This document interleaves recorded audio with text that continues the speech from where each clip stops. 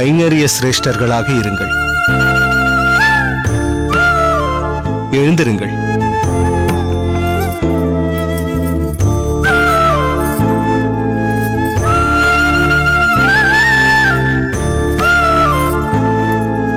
இப்படி அமர்ந்து கொள்ளுங்கள்.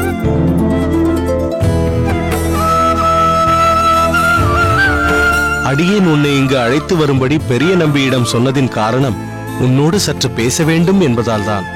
ஒன்றும் குற்றமில்லை. இப்படி அமர்ந்து கொள்.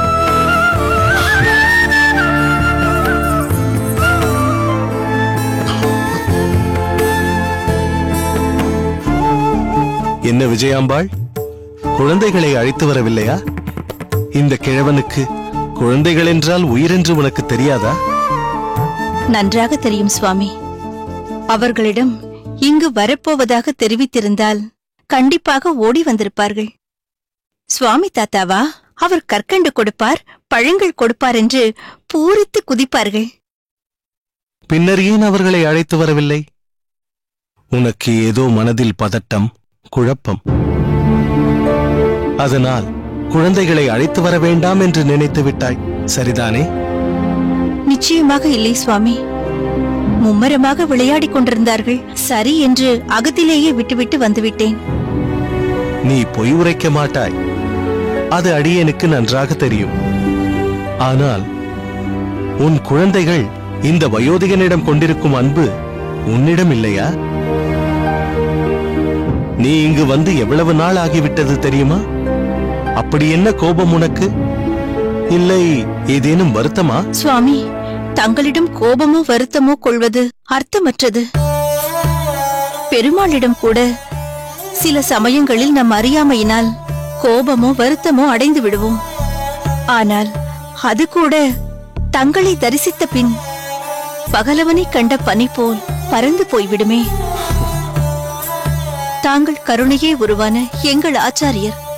தங்களிடம் எவ்விஷயத்திலும் கிஞ்சித்தும் வருத்தமோ கோபமோ இல்லை சுவாமி. எங்களின் வாழ்க்கையே தங்களின் அனுக்கிரகம் அன்றோ? தங்களின் நிழலில் சுகமாக இருக்கிறோம். மிக்க சந்தோஷம். உனக்கொன்று தெரியுமா? இதோ நிற்கிறானே இந்த மாரநீர் நம்பி, இவனும் அடியேனின் நிழலை பின்பற்றி வந்தவன்தான். அடியேனையே அடைக்கலமாக எண்ணி அனைத்தையும் விட்டுவிட்டு ஓடி வந்தவன். உன் குழந்தைகளிடத்தில் அபரிமிதமான பாசம் வைத்திருப்பவன். இதையெல்லாம் நீ அறிவாய் அல்லவா? தாங்கள் சொன்னது அனைத்தையும் நான் உணர்ந்திருக்கிறேன் சுவாமி. எங்கள் குடும்பத்தின் மீது இவர் கொண்டுள்ள அன்பு விலை மதிப்பில்லாதது. பார்த்தாயா மாரநீர் நம்பி, உன்னை பற்றிய உயர்ந்த அபிப்பிராயம் விஜயாம்பாளின் உள்ளத்தில் எவ்வளவு தெளிவாக இருக்கிறதென்று. இவர்களுக்கு பருகை ஏதேனும் அளிக்க மாட்டாயா? தங்கள் உத்தரவுப்படியே சுவாமி.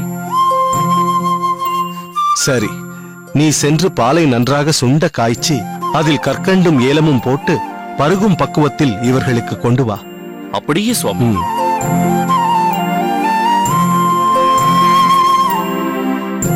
விஜயாம்பாள், சுவாமி, அடியேன் சற்று முன்பு குறிப்பிட்டது போன்று உன் வாய் வார்த்தைகள் உள்ளார்ந்து வந்தவைதானே? வெறும் புகழ்ச்சி இல்லையே? இல்லை சுவாமி, நிச்சயம் இல்லை. அப்புறம் ஏனம்மா தயக்கம்? இந்த மாரநீர் நம்பியை உன் குடும்பத்தில் ஒருவனாக பாவிப்பதில் என்ன தயக்கம்? அல்லது ஏதேனும் பயமா? யாரை நினைத்து பயம்? சொல் விஜயாம்பாள், யாரை கண்டு பயம்? இந்த சமுதாயத்தை நினைத்துதான் பயம்.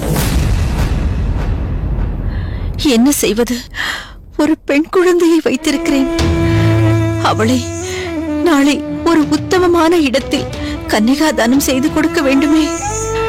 அச்சமயத்தில் இச்சமூகத்தை எப்படி எதிர்கொள்வது என்ற பயம்தான். அதைத்தான் நான் இவரிடமும் சொன்னேன். ஊர் போற்றும்படி வாழ்வது கடினம் என்றாலும் பலரும் தோற்றும்படி ஆகிவிடுமோ என்ற பயம். இது நியாயமானதுதானே சுவாமி? உனக்கு உன் பயம் நியாயமாக படுகிறது. அதே சமயம் மற்றொன்றை எண்ணிப்பார். மாரநீர் நம்பி நம் அனைவரையும் அரவணைத்தல்லவா சேவை செய்து கொண்டிருக்கிறான். தன் சேவையில் ஒப்பாரும் மிக்காரும் இல்லாத பண்பாளன் அவன். சாஸ்திரங்களிலிருந்து சற்றும் வழுவாத உத்தம திருக்கோஷ்டி நம்பியின் அன்புக்கு பாத்திரமானவன். அப்படிப்பட்ட இந்த மாரநேர் நம்பி எனும் ஞான குழந்தைக்கு இன்று ஒரு இக்கட்டான சூழ்நிலை. அதை தம்மால் போக்க முடியும் என்று பெரிய நம்பி வாக்கு கொடுத்திருக்கிறான். பெரிய நம்பியின் வாழ்க்கையில் சகதர்மிணியான நீ அவன் வாக்குக்கும் சரிபாதியாக இருக்க வேண்டாமா? பிறருடைய துன்பத்தை போக்க எத்தனிக்கும் ஒருவன் தன் தர்மபத்தினியின் விருப்பத்தை யாசிக்க வேண்டுமா?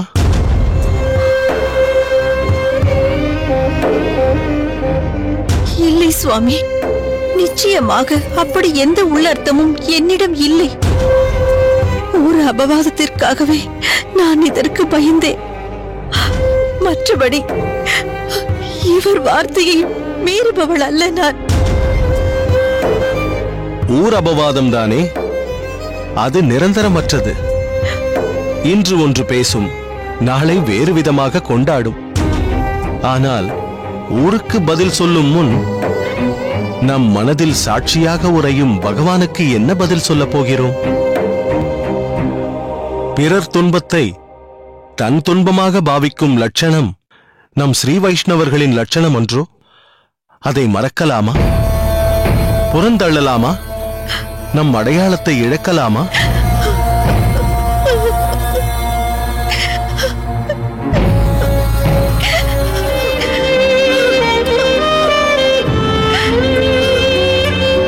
அம்மா குழந்தாய், அழாதே.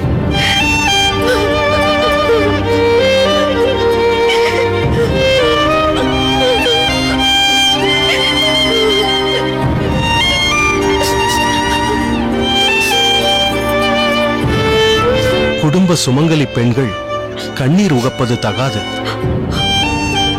முதலில் கண்களை துடைத்துக்கொள். உன் இயற்கையான பரிவையும் பாசத்தையும் சற்று ஞாபகப்படுத்தினேன், அவ்வளவுதான். நாம் அனைவரும் அந்த மகாலட்சுமி தாயாரின் குழந்தைகள் அல்லவா? நாளை அத்துழாய் விஷயத்தில், கல்யாணத்தின் போதோ மற்ற சூழ்நிலையிலோ அந்த தாயார் நம்மை கைவிட்டு விடுவாளா என்ன? அவள் கருணையை நாம் சந்தேகப்படலாமா? அப்படி இருக்கும்போது உன் கவலை அர்த்தமற்றதுதானே? செய்ய மாட்டேன் சுவாமி, நிச்சயம் நம்பிக்கை துரோகம் செய்ய மாட்டேன்.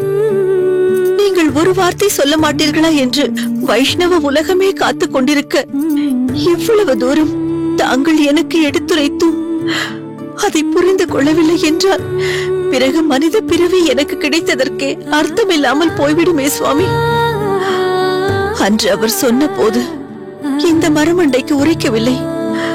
இன்று தாங்கள் நன்கு புரியும்படி உணர்த்தி விட்டீர்கள். தொண்டரடிப்பொடி ஆழ்வாரின் பாசுரம் உணர்த்துவது என்ன தெரியுமா?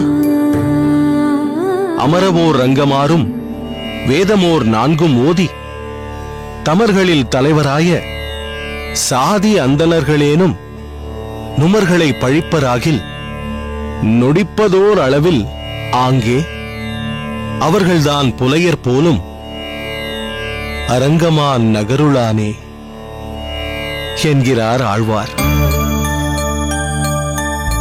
அதன் அர்த்தம் யாதெனில், அரங்கமா நகருளானே ஒப்பற்ற வேதத்தின் 6 அங்கங்களையும் நிகரற்ற 4 வேதங்களையும் நெஞ்சில் பதியும்படி அதிகரித்து உன் அடியார்களில் முதல்வராய் உயர்ந்த குல சாதியர்களாயினும் அவர்கள் எம்பெருமானாகிய உன் அடியார்களை அவர்களுடைய ஜன்மத்தையும் குலத்தையும் பார்த்து தூஷிப்பாராகில் அந்த உயர்ந்த சாதியர்களே தாழ்ந்த குலத்திலும் தாழ்குலத்தாவர் என்று உணர்ச்சி பூர்வமாக தெரிவிக்கிறார் உயர்ந்த குலத்தில் பிறந்தவரான தொண்டரடிப்பொடி ஆழ்வார். இப்பாசுரங்களை எல்லாம் தலைமேல் வைத்து கொண்டாடும் நாம் மாரநேர் நம்பி போன்ற ஸ்ரீ வைஷ்ணவ சிரோமணியை குலத்தை கருத்தில் கொண்டு கை நழுவி போக விடலாமா? நம்மை நம்பியிருக்கும் நம்பிக்கு நம்பிக்கை துரோகம் செய்யலாமா? ஏதோ இந்த வயோதிக நிலையில் அடியேனால் முடிந்த வரையில் ஒரு கை கொடுத்து மாரநீர் நம்பியை பிடித்து வைத்திருக்கிறேன். அடியேனுக்கு பின்னர் மேற்கொண்டு அவன் கைப்பிடித்து அவனது இலக்கை அடைய வைப்பவர்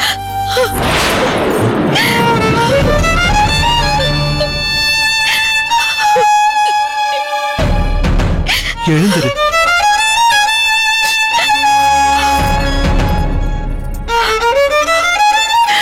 சுவாமி, நான் ஏதேனும் தவறாக சொல்லியிருந்தாலும் நினைத்திருந்தாலும் தங்களின் இயல்பான கருணையால் ஒரு தருள வேண்டும்.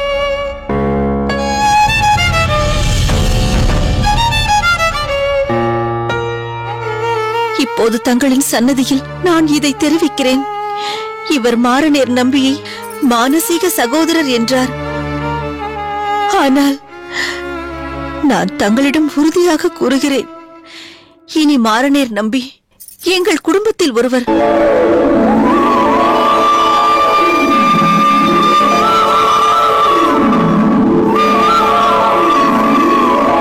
எங்கள் இருவருக்கும் மானச புத்திரன். இவரை எக்காலத்திலும் நாங்கள் கைவிடவே மாட்டோம். இது அந்த அரங்கனின் மேல் ஆணை.